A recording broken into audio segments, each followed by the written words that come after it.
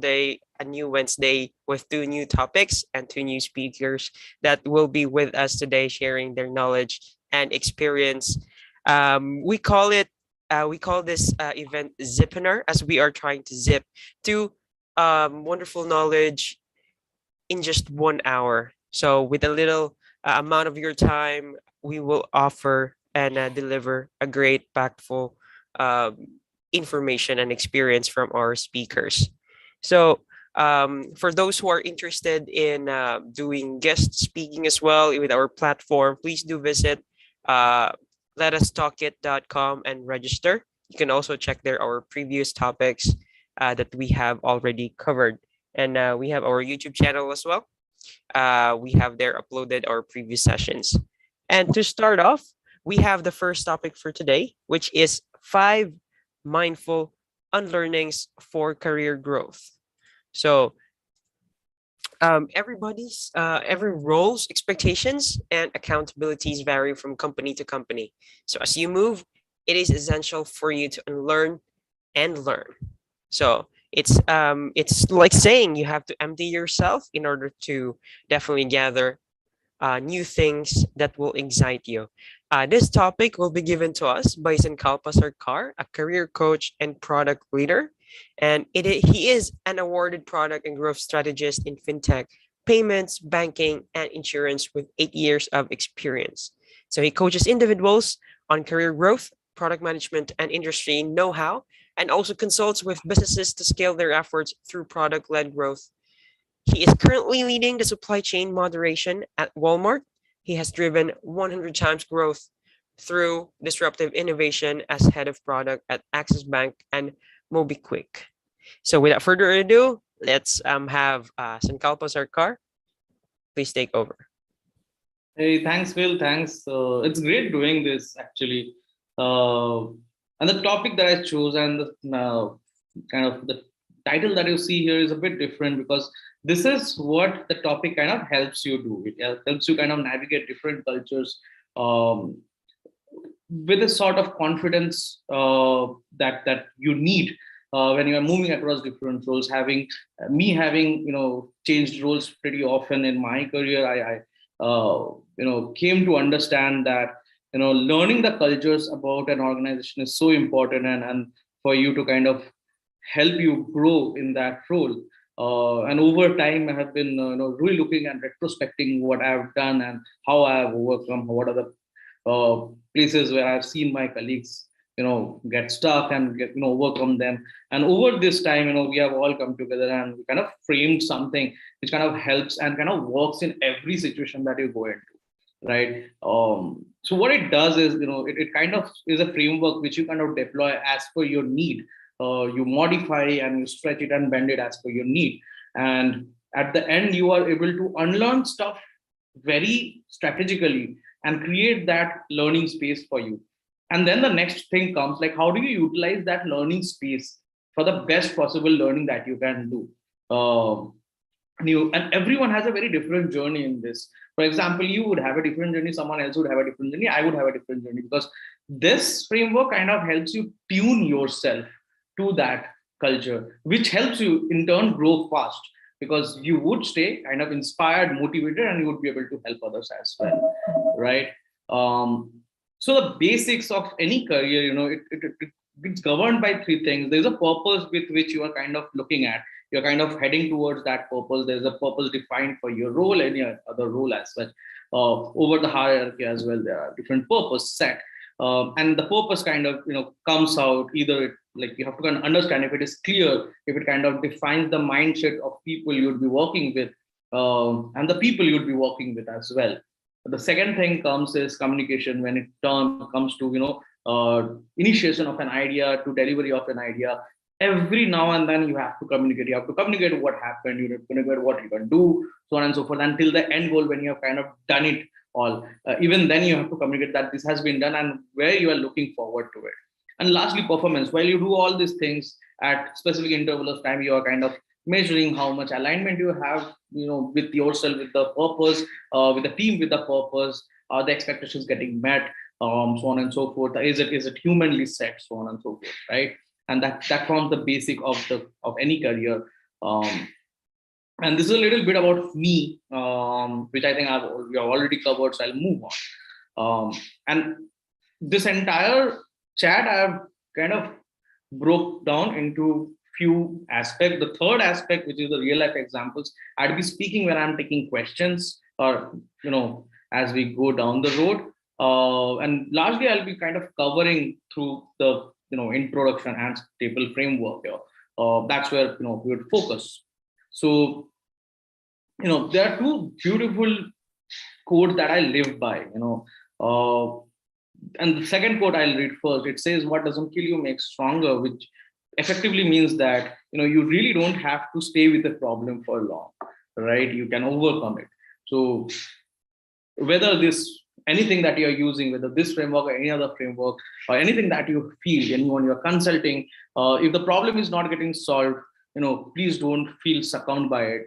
It kind of will overcome. Just try out different ends that you have, different means that you have. And the second thing is that the second quote is like, you have to kind of eat while you dream, and it was by a famous CEO of General Electric. So which basically means that as you kind of know that there are things that you have to improve in life, you kind of have to kind of deal with them daily as well. A simple example: you are kind of going from place A to place B, and you are facing traffic daily. You know that this would improve eventually, but during the time it improves, you kind of have to kind of go through the struggle. So you have to keep at it. It kind of gives you a lot of ideas as to how to approach stuff, and that forms the basic of whatever we have done here. So before we head on to the framework, a quick overview about what I kind of want to talk about. And the question that I have raised is, what is an org culture, right?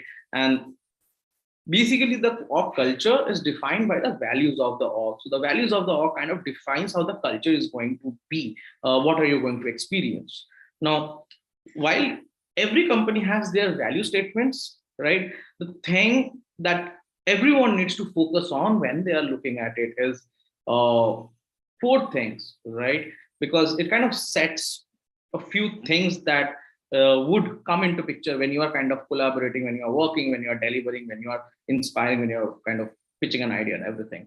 So whenever you're reading, anyone who is reading any value statement or values of the company, please note that you should understand if the culture kind of defines a collective mindset, right?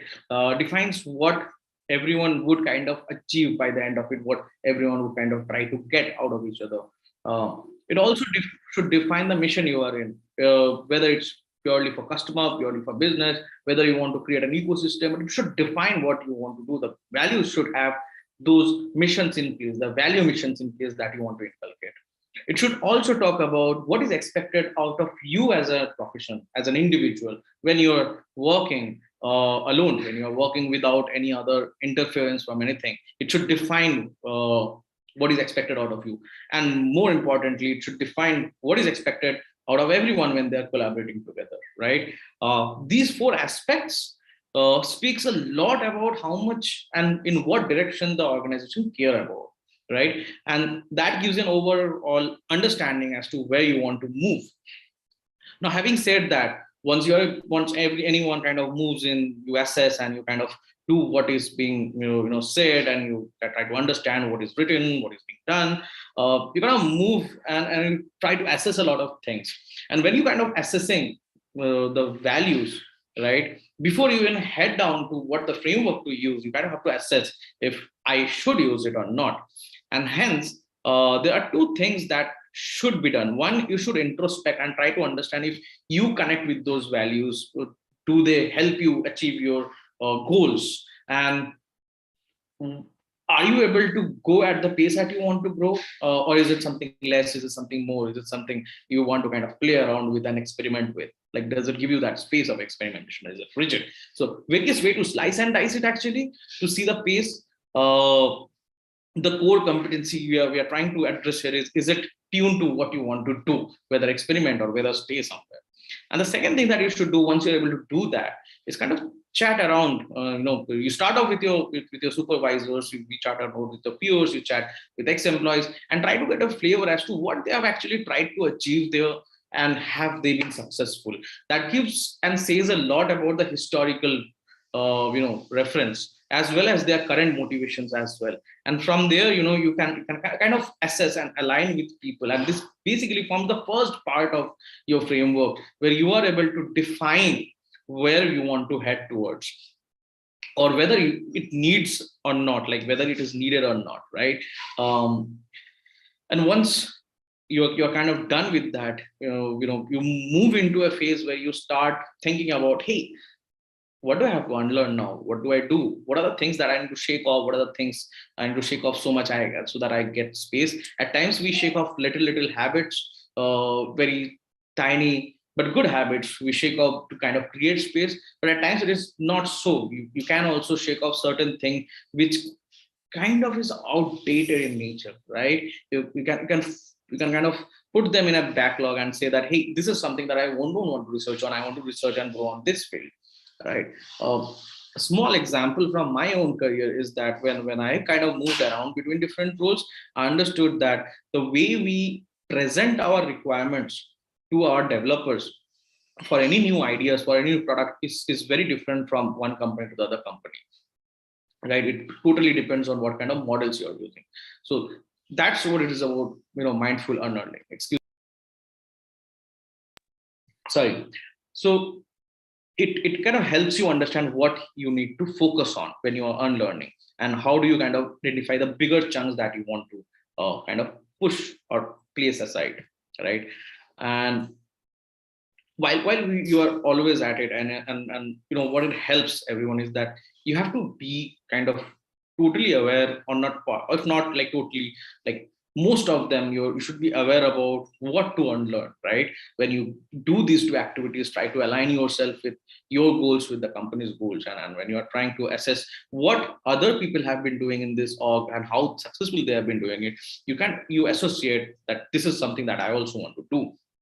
And you through chats you kind of discover what they have been doing so far, so that these are the aspects where I need to unlearn, so you keep them aside. And the next part is kind of becoming very, very, very optimized when you are trying to learn that value space that you have created, that unlearning space that you have created. How do you do that? So few things to kind of keep in mind when you're doing this is this helping you improve as a person, because your personal life impacts your professional life as well, and vice versa. So it's very important to kind of have that your personal self comes out whenever there is a sticky situation at times. And that's very normal. It's pretty normal, but you have to understand if that's whatever I'm trying to learn is valuable to me as a person as well. You have to also think if it is valuable to me as a profession to grow into my profession, or kind of transform into the another profession that I want to aspire, or that I have already aspired for. And lastly, it's about, how do I prioritize? I have identified 5 things, but then which one do I do first? Which one is the one that I'd be doing first? Now it can be as tuned to you. It can be the easiest one, it can be the toughest one, it can be the most valuable one. But that's a call that anyone has to take as per their own appetite. For me, it has always been the hardest problem first. And what it does is, like, if you know exactly what you need to set aside and what you need to put in that place, that gives you a supreme clarity around things. And clarity gives you a lot of power to control your innings in any role, any given role, or any given organization that you have been in. And then we move into the staple framework. It basically talks about your stakeholders, your team with which you are working, the approach that you would take, the problems you should focus on, how do you leverage on people, process, and how do you kind of keep all these bound together with empathy, right? And why do we talk about this? As per me and my network, we have kind of moved around in different companies that I spoke about, and we realized that whenever we are kind of moving, there's a shock that we get every time. It can be a good shock, it can be a bad shock, but the fact of the matter remains that you get a shock. It can be little, it can be more, but then you do see that things are getting done differently here. You feel that inside, but then that feeling has to get validated. It gets validated, it gets through the previous slides, it get validated that, hey, this is something that I felt, this is the reality. So your assumption turns out to be objective in nature, and then you start approaching how do you solve them. So the first and foremost, right, when you approach any problem is it starts with people, right? It always starts with people. It cannot start with the problem itself. If you go and try to discuss that problem out, you kind of make them aware about it. So when you are looking at your stakeholders, right, your stakeholders are someone who's going to help you navigate. Imagine a ship, and let's say you are one of the crew member who is trying to give the direction of the ship, and there's someone who is running the hull, someone running the sails. So you have to keep all of them together. Otherwise, you kind of either you have to jump off the ship, or the ship, everyone has to jump off the ship.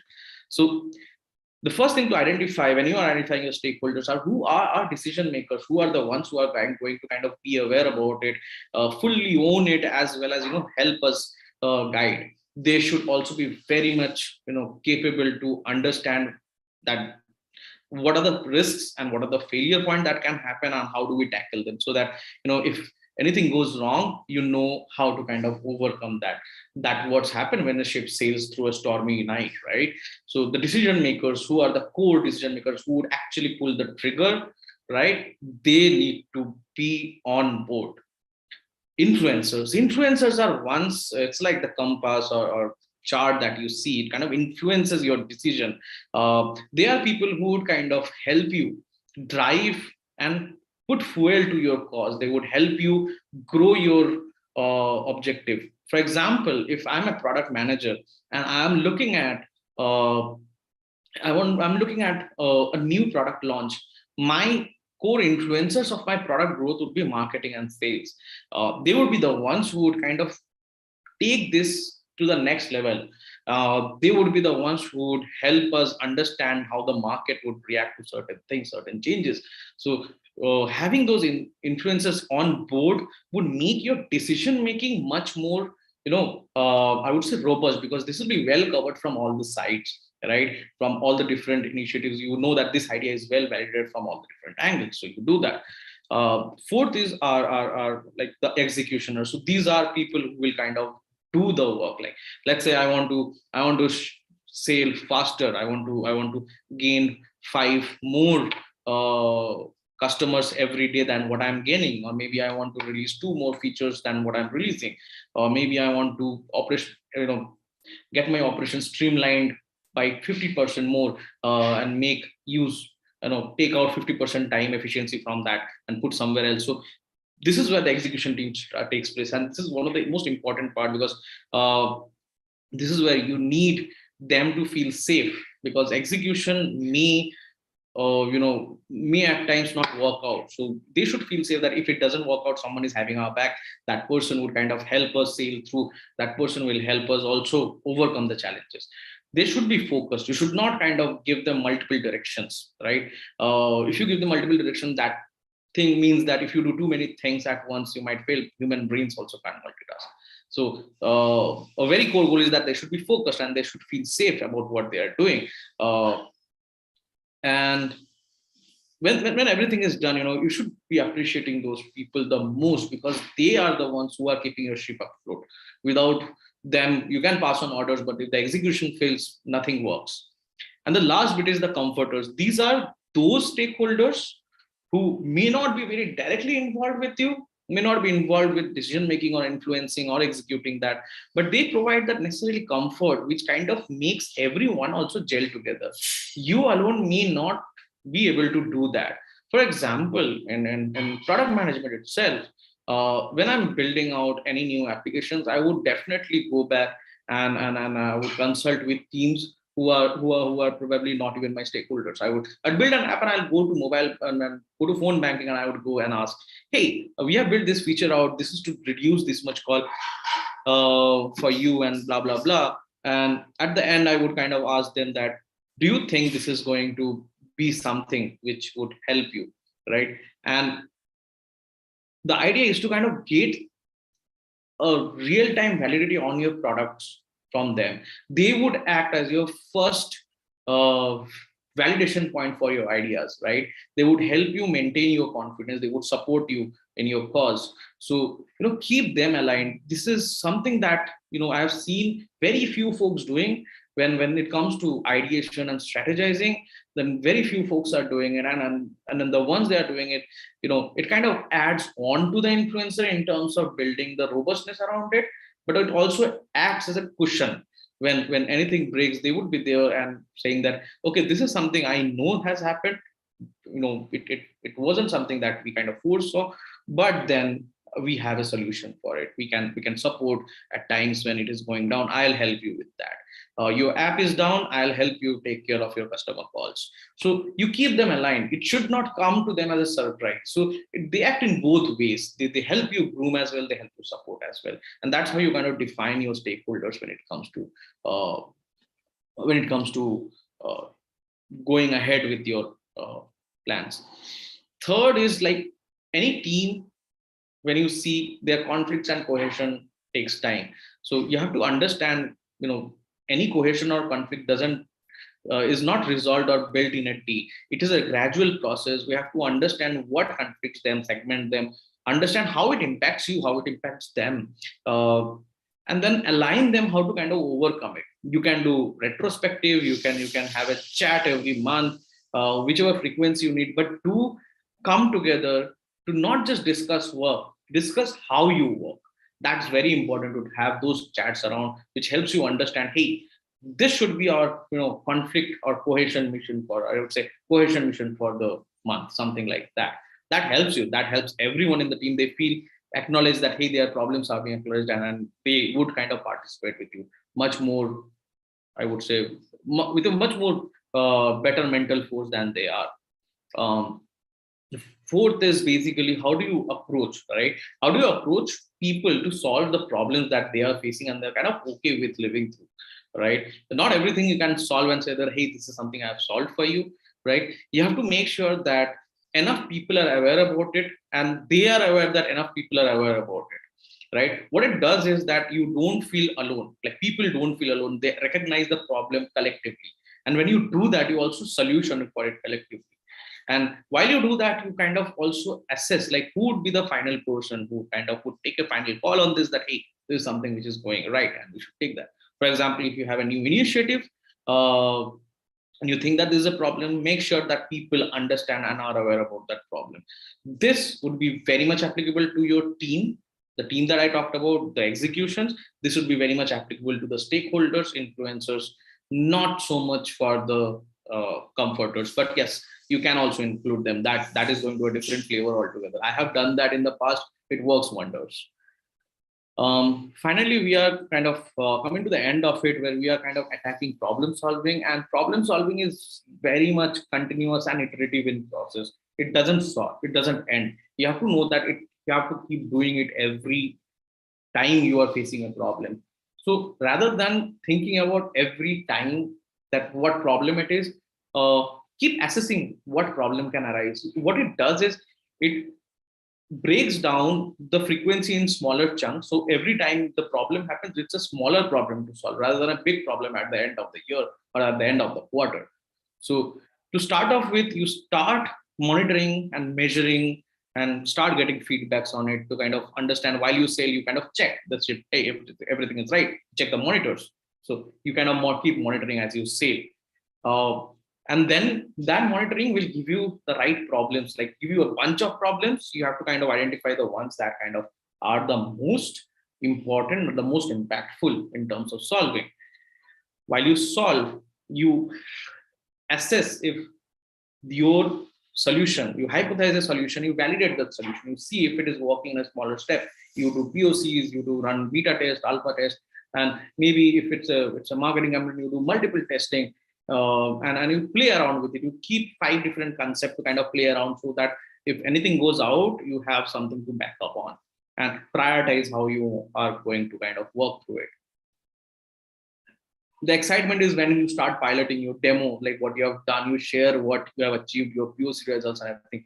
So you excite, you build a commotion, you build a motion towards pushing it out. And as you push it out, and as you kind of expand and inspire and share the success story, appreciate people, don't forget to measure. It's a continuous cycle that goes on. And also during demo, it may happen that your problem identification is wrong, so don't get worried. Just go back to the identification step and take 2 steps back, and you can take much steps forward. I think that's the core goal of uh, this entire chat that we are having. This is the most important part. How do you kind of leverage people, right, and value the navigation system? I think this is where you kind of plan your innings, and this is what I have put down based on my experience. And if you want to do it faster, slower, it's completely up to you, right? So within 0 to 30 days, I ensure that I understand that if the values are echoed by everyone, it does it impact me, right? 30 to 90 days, it's very important to kind of also understand who else is accepted, impacted other than you. If you are impacted, are they open about to talk about it? Can they share what they have felt? Are they safe enough to share what they have felt, and how they're coping up if they're facing so much problem? Like, what do they need to do, or how do they kind of play around with those problems, right? Do they solve them? Do they attack them, push them away, forget about them, or kind of move around with them, right? In the next phase, you kind of think, you talk to different stakeholders, and you talk to all the stakeholders in this point of time. We do try to understand, like, who wants to change that? Like, is there anyone who would kind of even thinking to change that? Or is there anyone who is not thinking to change that? Are they capable to change, or you need some forward support from their leadership support from there? And would it benefit just you or anyone else, right? Once you do that, you start planning for it. You start getting people around and start making milestones as to, yeah, this is the 5 things that we want to achieve. For example, you can say that in the next month, I want us to have some more time parked for discussion on what we have done in the last month. That's a progress in itself. If you're not talking about you is progress. It's a very small milestone that you keep, but from that milestone, you can create more milestones. So make milestones like the immediate 5 milestones that you want to achieve. It is going to work wonders for you. And it will also help other people share what they have not been sharing so far. It gives them a platform to kind of open up. And then you start doing it. You measure what you have done. Every time you repeat the process, you are measuring it. Every time you're talking to people about processes or how they are felt, you're measuring it. And every time you do that, you learn a few things, and you keep a track of what you have learned. Be very well documented in these terms to kind of understand what you have done, how the initiative have taken place. Are people even believing that this initiative is going to change their lives, right? You measure and you motivate more. If you measure, you get results, you can motivate more. And then you start expanding your vision. The moment you start expanding your vision, the entire process repeats again. You go to day zero and you start again. It's a gradual change. It cannot be done like, you cannot expect things like these cultures or values to change in one day. No, it takes time. So you have to be very patient with it. You have to be patient with people and their understanding how they feel about it and how they want to change around it. Coming to the end, it's all about empathy. So whenever you are having a casual chat, or whenever you are having a professional chat, or you're kind of working, discussing on various things that you do, try to be empathetic. And what empathy means here is, you have to ensure that the people feel connected to you. If you're a new joiner in a company, if you're very fresher in the company, or you're an experienced person joining a company, you have to ensure that the team, or the team that you're working for, the leader that you're working for, feel connected to you as a person, not you as a professional, you as a person. Who they so it's a very good habit to kind of talk about what are the hobbies that you kind of exchange, and what are the hobbies that you can exchange together, learn from each other. uh, I taught one of my colleagues, how to play chess, and the other person who was teaching me something else. It was more about uh, table tennis and other games that he wanted. Now I understand that this is a very healthy exchange of culture that takes place. So it connects you with them, and also when you connect, the people also connect with your cause. Like, they understand as a person why you are thinking about this cause. And when you have more people with you, it helps you grow exponentially. So staple is the framework, and the last bit, the E, kind of connects everything together. You have to be with it from the very start. It's not that at the end you will be empathetic. No, it starts off with the very start. I've seen this trend where people at times face issues and they start blaming people. And the fact of the matter is that they haven't created the issues. Like they're just walking by them. So you, all the processes are built by people. Everything is under people. So you cannot attack people, you have to attack the problem. So to attack the problem you need more people. So you cannot do the other way around. You have to be very empathetic about why they are doing certain things as if they are doing it, and understand why they have kind of adapted this role, and then you can only make a move towards what you want to do. So, and while you do everything, keep measuring, keep documenting, keep knowing what are the goals that you want to drive at the end. So, yep, with that, we come to the end of the chat. If there are any questions, I'm willing to take. So, over to you, Phil. Yes, thank you so much, Ankalpa. As I mentioned by Srini here, a very focused session. And he really appreciated the actual presentation as well as the delivery. And we have here Arun Mahajan raising hands. Yeah, please open your mic.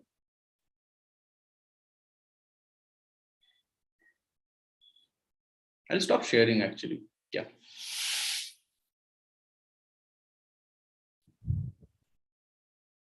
Yeah, if Aaron, do you have like a question, or would you like to interact with our speaker, sharing your insight?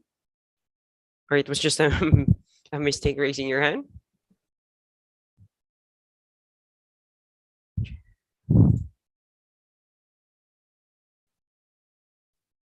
Mhm.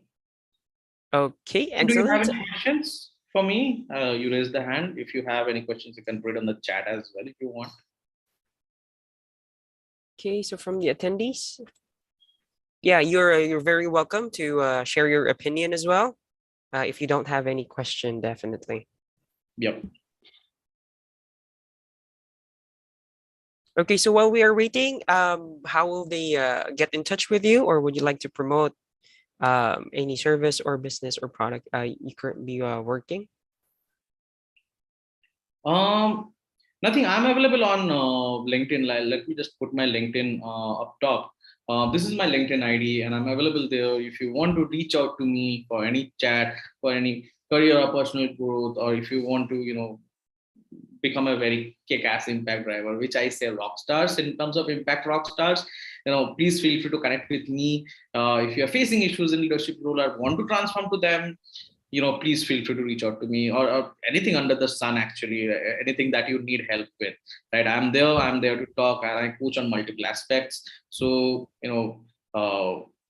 yep, and I'm the fact of the matter is that I'm loving the chat here. This is one of my favorite topic which I wanted to speak on, which kind of enables people to not only grow, it also helps you to understand where you need to grow exactly as a person, which is the most important fact. I have met a lot of people who kind of ask me, where do I want to transfer my career, and I am always like, why do you want to transform your career is the first question I ask. So yep, so anyone having any issues, or want any dreams to come true, or kind of having something that you want to talk about, or anything with this session, please feel free to pick me up on LinkedIn. And that's it. Thank you so much, Phil. Thank you for this time. It was really wonderful.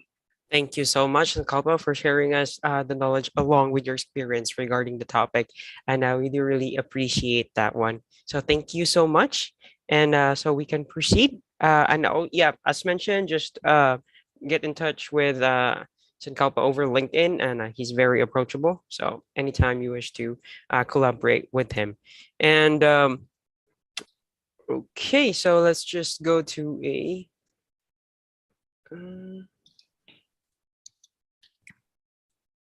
Okay, and also a little bit of advertisement. Let me just inform you that by 1 p.m. or like 25 minutes from now, actually, this is a continuous webinar. So there's another webinar that will happen right after this, hard stop at 1, definitely. And it is a startup discussion, which is titled Read a Book and Learn a Language. And this is regarding startup description. Prisma Text makes learning a language as easy as reading a book. It blends the most useful foreign words and phrases into your favorite novels and stories.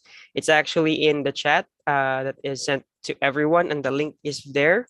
So if you wish to continue and go forward with the same Zoom link, please do so to hear the actual startup discussion. And Sure. without further ado, to the next topic, definitely. So we have here next topic for today definitely is to be delivered to us by Prakash Menon. So the topic he will be discussing is reinvent or disappear. Now the topic is quite catchy. It says game-changing career imperatives for the 21st century professional to help reinvent and transform their life and career. So Prakash is an international speaker, an author, and a mentor, and is a global partner with Thought Leaders Global, Australia, and the founder of Future Leaders CAT and RAT, so Career Acceleration and Transitioning School. And he is regarded by many as an authority on leadership transitioning and is an award winning business thought leader and inspirational speaker, as mentioned above. So, without further ado, let me introduce to you Prakash Menon to deliver the topic reinvent or disappear. Please take Th- over. Thank you, Phil John. Okay, hope, greetings from Melbourne. As you can see, I've got the fireplace happening in the background, and it's nice and crisp, 3 degrees in the morning. So it's thank you so much for this amazing platform. So as you can see, the topic, it's reinvent or disappear. Okay, so it's a step-by-step proven method to help you make a successful career transition. And if any of you guys are serious about wanting to create a 6 to 7 figure career blueprint for the rest of your life, I repeat, for the rest of your life, without worrying about your future income, by only doing the work you love, working with people you like and be inspired by, then most certainly this next 20 minutes, half an hour, hopefully shall provide you some value.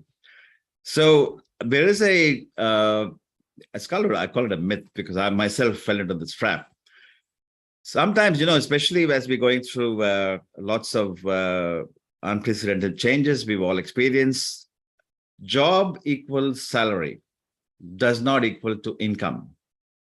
So there is this myth. People actually think your salary is your income. That's actually not true, because I'm going to show you how you can go on to, because salary is while you have a job, but we all know there are no guarantees with any job. Okay, you may have a job title today, might flaunt your ego and walk around with that job title for a few months or years, but then the day that job goes, that's a very painful experience, which I don't wish anyone wants to go through that, because, and that is reality also, because times of changes, unprecedented changes, we have to be prepared. And how do you go about making this transition? So you probably heard the term VUCA, but in case you haven't, but the term is V stands for volatile, U is uncertainty, C is for complexity or complex, and A is for ambiguous. So we live in this VUCA environment, and we all know that. We've just come out in Melbourne, like almost 2 years plus. We were in lockdown. We couldn't get out of our own homes, literally travel only for 5 kilometers. And we've experienced toilet paper frenzy and losing our loved ones, all of that. So, and the fact is, there is this whole big thing, the great mass resignation, as we all talk about. People don't want to go back to necessarily the office environment. So there is a hybrid model. A lot of changes have happened in the workplace as well. So people are comfortable staying, working from home in the pajamas. And these are all the new realities of life. So we are going through, as we speak, there are transitioning happening all the time. And in transitioning, what people don't realize, professionals don't realize, that just because you are good at level 1 in your corporate career, let's say, that doesn't necessarily mean you are good at level 2, because the competencies are very different. And as a result, you can be transitioning, whether you're coming into a new company, you are getting promoted internally, you're making a lateral transition, you're going from a public sector to a private sector, you're going from one country to another. And transitioning, as we all probably know, that it is the second most stressful thing in a professional's life. even before bereavement in a family. And I say this because we've been through that. I know the pain what bereavement brings, but transitioning is the second most, the number one being separation in a family. And so the transition failure is happening all the time. There's up to a 50% failure rate when people transition, when you go from one role to the other, one industry to the other, one country to another. It can be more, but usually people in corporate, because I myself work in corporate myself, I know we may not necessarily talk about this very openly, but that's a fact. Okay. And usually people struggle because there are three fundamental reasons. Number one reason, and I know this because I've been through this myself. Number one, they don't know what they want in life. So people, when I ask people, what's your purpose in life? They say, I want to be happy. That's not really a purpose in life. That's a wishy-washy motherhood statement. So don't know what you want. And even if you know what you want, you don't know how to get it. Okay. And even if you know how to get it, someone or something is usually coming in the way. And usually is this little voice on your own shoulder telling yourself, you're not good enough. It's your own self-esteem. So it's very important that we actually get this clarity. Number one, very clear about what your purpose should be, what's your clarity, what are you really wanting in life. And once you understand that, really go and acquire the skills so that you can go on to make progress. And so, unfortunately, what tends to happen is when we are in a corporate role, particularly as you go up, when you go up the corporate ladder, you're hired because you're obviously good at what you do. And companies don't hire you necessarily based on your past resume, as people flaunt their resumes. It's not based on your past experience or experiences. It's based on what you bring to the table, which is about your future, which is about your contribution statement. How can you go on to make a difference to the company's bottom line and top line so that these company's CEO or the decision maker can make their jobs easier or make their lives easier? That's why you're hired. So when you come in, usually you're hired because you bring in a lot of new skills. But then the reality hits that after a couple of years, there is this stagnation period because you haven't all the learnings that you've had from previous organizations, etc., and the skills that you brought in, now you're stagnating. And then if you don't reinvent yourself, you go down this black hole. And that's kind of the moment of truth. And then you wonder what happened because you go through this, all these emotions, as you can see here, excuse me, all these emotions, anxiety, happiness, fear, threat, guilt, depression, hostility. And we all go through that. Transition happens all the time, okay? So what is important for us to understand this? So when we came from the 19th century, it was the industrial age. It was what I call the How era, HOW, okay? Our great-grandfathers, the great Henry Ford, the American entrepreneur, would tell my great-grandfather, great-grandmother to say, this is how you will do it, HOW. Okay, so this was what we call the How era, or in management term, it's called MBI, management by instructions. You will only work 9 to 5, okay? You will not have any fun in the workplace, 9 to 5. And that's my grandparents, parents, or great-grandparents didn't have much of a choice, so they actually had to do the work because they had to survive. So it was the basic human needs that had to be met. So How era. As we went from the basic human needs to the 20th century, a lot of the so-called basic needs were met. So now we suddenly have desires. So the wants became needs. And we now come into this so-called what we call what era. Okay, it was business schools popped up, like Wharton Business School or Harvard Business School. All these business schools popped up. Knowledge was power. Only a select few people actually had the knowledge. So during the 1960s and 70s or even 80s, if you go to a doctor and basically whatever the doctor tells you is gospel, you're not going to argue with the doctor, right? Because he or she had the knowledge. So it was something that happened in the 1990s, which changed the whole thing. So this era, as we went from MBI to what we call MBO, which went from the basic need of the wants, we went to the desires, which is the what era, which is MBO, management by objectives. Something magical happened in the 1990s. Wikipedia came, encyclopedia happened, and literally changed the whole world. So we are no longer in the information age. We've gone past the information age. Because now we are going to a doctor, we don't even first thing we do is go and Google up. We'll actually Google up, not even go the internet. We call it Google. We go to Google, so look at what's wrong with us, and then we go to see the doctor. So the doctor better be really clear about what this particular subject is, the patient is coming and talking to them about, because they probably know more about the subject than the doctor perhaps. So we've now gone past the information age. We are in the age of what we call ideas. It's the conceptual age. And this age is what we call the MBV, which is management by values, the Y era. Okay, so we've gone from the how to the what to the why. Now, Y era, most of the young millennials, as we now see across the globe, they don't want to necessarily work for having a boss. They want to be a free spirit, and everyone should, why not?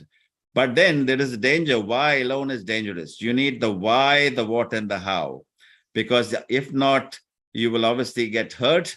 And there has got to be, you need to understand not only the purpose, the meaning, the clarity, but also have the skills and the process and the methodology. And that's where I suppose transitioning becomes very important, that it's very structured and very planned, because you need to have all three in place. It's like a tricycle. And when you have all three to come together nicely, you have the head, the heart, and the hands come together, and you go from could act, might act, would act to will act. And that's kind of where you can go on to position yourself. It's a game, I call it. You position yourself as the authority. Like I spent time in Dubai for a few years. When I used to come back from Dubai to Melbourne, people don't ask me about the tall buildings in Dubai. There are many tall buildings in Dubai, as we all know. But then there is only one Burj Khalifa, because the other tall buildings are what I call SMEs, or subject matter experts. So they had all these other tall buildings, nothing compared to the Burj Khalifa. So there is only one Burj Khalifa, and you are that Khalifa. You have to play that Burj Khalifa game where it's inch wide, mile deep mastery.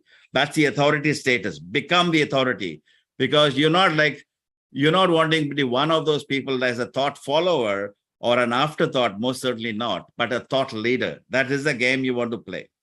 So I'm going to share with you here, Robert Kiyosaki. Robert Kiyosaki came up with the whole idea, the model where he spoke about, the rich dad, poor dad, where he talks about the top left quadrant being the employee quadrant. And, going on to then become a self-starter or an entrepreneur. And that's all great. And then he talks about moving from the left quadrant to the right, which is then moving on to become a business owner, and then to eventually become an investor. Sounds like a great idea, but I've taken that idea and then applied my own learnings and because I've transitioned so many times in my life. I said, well, there is a smarter way to do this, because what we could do instead is that you could actually have a job. So you must have a job, because that takes care of the basic Abraham Maslow's hierarchy of needs, food, clothing, shelter, etc. It doesn't matter what job it is. It could be a gardener's job for all you care. But it's important to have a job, because that's good for your own self-esteem. So you actually start making some dollars. And my view is that don't go for this high-flying CEO, general manager, corporate. All that is okay when you're young, 30s, 40s, etc. It's good. I'm not saying that. Please don't think I'm actually trying to discourage you from getting a top-end corporate job, because I've been on the top of a multi-billion-dollar company, 8 years on the board. Now, I was pretty much married to the company. I was literally married to the company, 18, 20 hours, burnt out after a while, because it's literally, you can say goodbye to your family. Yes, you can have a great lifestyle, but how about I show you a way where you not only excel in your corporate career, but you pick up skills which you don't have currently today. And I say this with respect, that you don't have skills like strategic thinking, critical thinking, storytelling, all these skills which are very, very important and very relevant for the 21st century professional. So you have these skills which can help you to propel in your corporate career, but also on the side, you can go on to create what I call passive income. So passive income, where you can go on to become a speaker, author, trainer, mentor, facilitator, coach, using these skills of yours. So whilst you're earning your corporate income or salary, you also supplement this with your passive income. Suddenly you find that the passive income is greater than your salary income. And even after retirement, where 55, 60 years of age from corporate, because I believe that there is no such thing as retirement age anymore in the 21st century, because not like my father who worked for the same company for 40 years and he retired at the age of 55 and 3 years later he was gone. Or even if you retire and what, you're going to sit in the backyard and read the same newspaper 10 times over and play marbles and gossip, where you're going to be living for up to 85, 85, 90 years of age. So you got another 30, 40 years of active life that you're going to live on the planet. Why couldn't you have a great lifestyle, still be earning, making income, enjoy what you do, and living a great lifestyle? And at the very top, you also establish your brand as an authority. So that is what I'm going to show. The skills, particularly, let's look at the skills. The skills is, how do you capture? So you capture your ideas, you package your ideas, and how do you deliver them? Okay, these are the three things that from a skills perspective. And if I was to unpack them, these are the 9 skills. How do you capture? How do you package? How do you deliver them? So your uniqueness, your expertise, there's your perspective, positioning yourself as an authority. 102 skills. How do you go on to become a masterful orator, storyteller, speaker, author, trainer, mentor, facilitator, coach, that different learning style? How do you go on to become a masterful executioner? How do you become a masterful salesperson? Because at the end of the day, we all have to sell, whether you're a parent to a child, a teacher to a student. The fact that you're listening to me, which means I'm selling you something. So you master the art of selling without selling. And ultimately, you have a fan following, you build a tribe. So this is like the 9 essential skills. And you go on to position yourself, as I said, the Burj Khalifa, where inch wide, mile deep mastery in that one area of your passion or your expertise, where you're good at, and people are prepared to put their hand in their pocket and give you money for your expertise. That is kind of what I would say, that is the whole idea of this game. So here, there are 18 different products that you can go on to produce and this, using your expertise, 18 different services. And through this journey, I've gone on to write the 44 plus books that I've written, gone on to master my own, in my own area, gone on to become a public speaker, professional speaker for which I get paid, go on to train thousands of people across the globe, mentor thousands across the globe. And I suppose in closing, if you are wanting to commercialize your ideas, acquire these skills, learn to step up in the corporate world, go on to become a knowledge entrepreneur where you can commercialize your ideas, then most certainly it'll be a pleasure, real privilege. You can reach out to me. That's my link on the website, www.pkmenon.com. I'll just stop here for a moment. Any questions? Perfect. What a great discussion, Prakash. Thank you so much for that. Like from the thought itself, the delivery, like the experience is really there. So it goes right through. So yeah, we have here. Yeah, it's not just it's not that it's a question though, but yeah, from Ganjana Garwal, very inspiring, PK. So from Ganjan. Thank you. And yeah, we have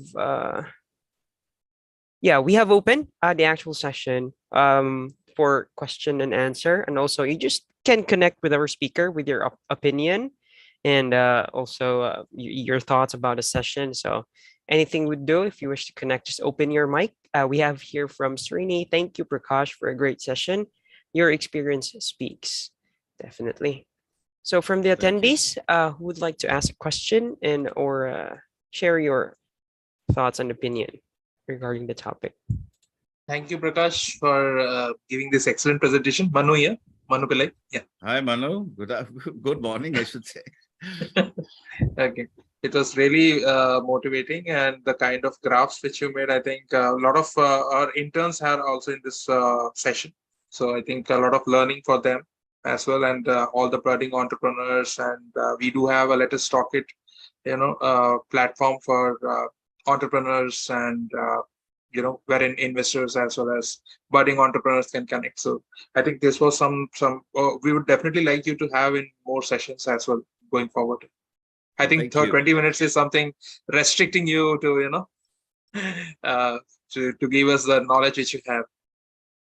Thank you, Manu. Thank you. Appreciate that. Thank Yeah, you. hi PK, this is Gunjan. First of all, I'll echo what Manmohan is saying.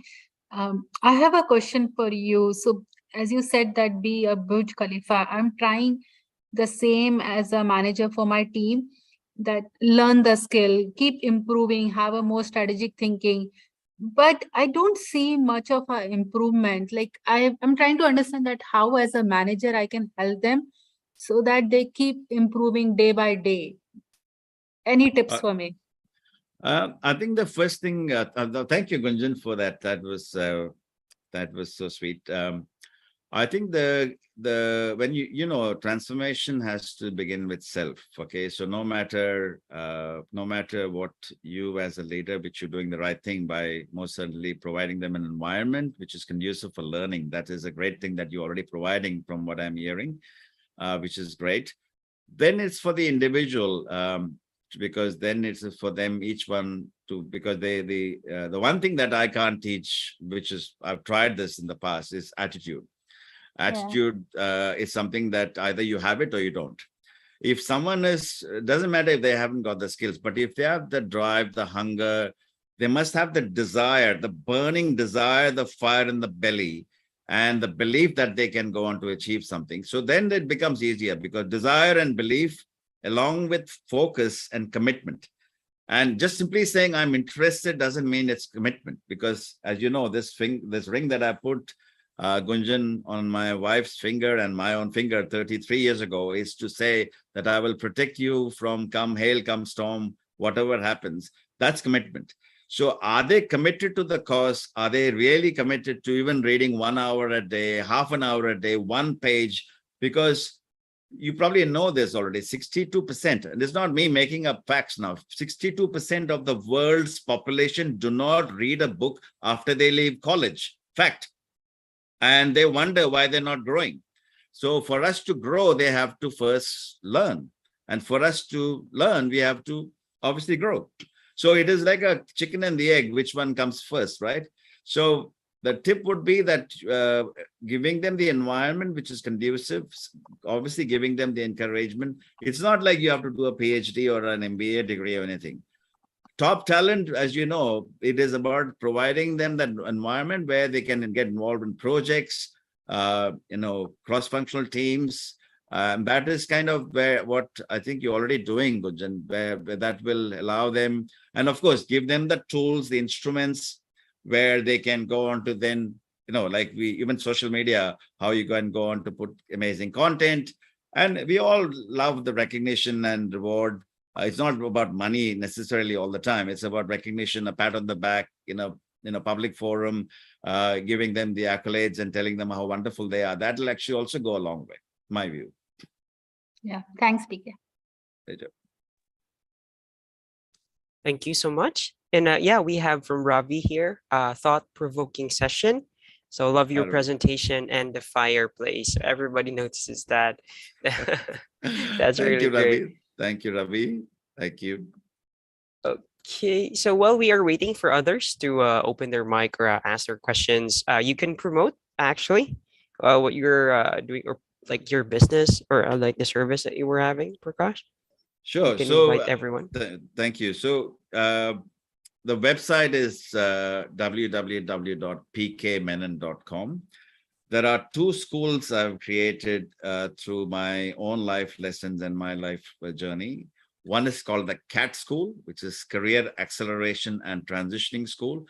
This is for any professional, regardless of which industry they come from.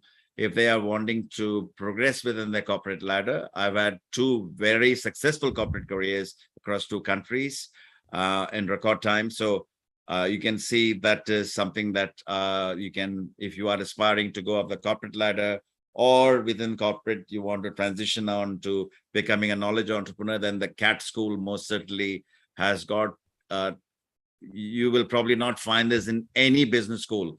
And I say this with respect because I am from Wharton. I'm a Wharton graduate from Pennsylvania. I'm a Macquarie Graduate School MBA from Sydney, Australia. So yes, I've been very fortunate to have gone through some great schools.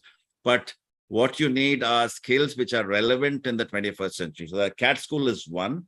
And the other one is the RAT school, RAT, like Tom and Jerry, Cat and Rat.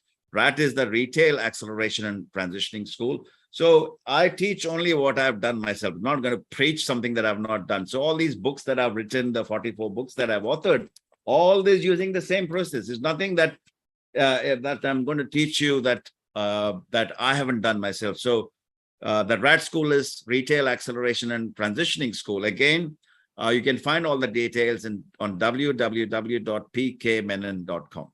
And yeah, it's not a get-rich-quick scheme. If anyone is thinking that this is the magic pill that you pop in and you get nirvana tomorrow, please do not join, and please don't even try coming to that CAT or RAT school, because it is a transformational journey. It will take you a good 12 months. I'm not going to give you any false direction or suggestions here. I want to make sure that you guys are successful in your career, because we are talking about a life-changing experience. So most certainly these skills will help you.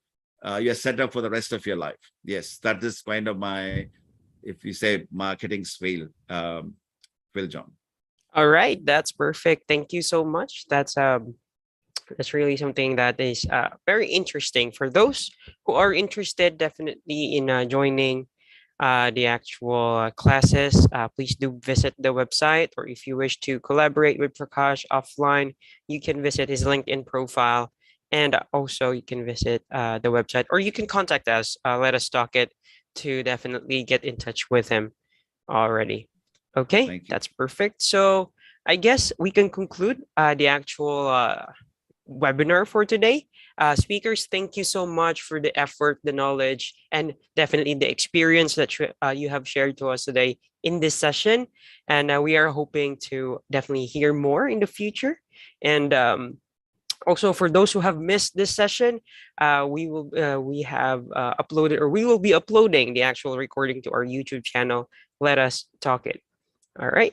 So if you wish to become a guest speaker, definitely just visit our website, LetUsTalkIt.com, and do click register. And for those who are interested in hearing the startup discussion or the startup meeting, it will start shortly. So if you wish to remain, please do. And we can end the actual Zipinar session. Thank you so much, everyone, for joining, and hoping to see you again next Wednesday. Thank you. Thank you again. Take care, everyone. Keep safe. Bye.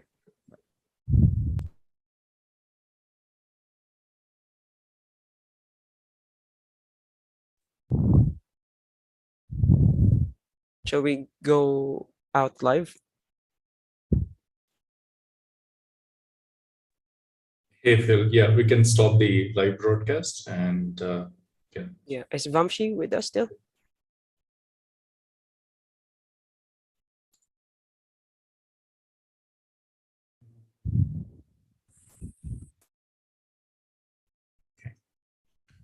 Yeah, okay. So yeah, shall I exit? Yeah, Phil. Yeah.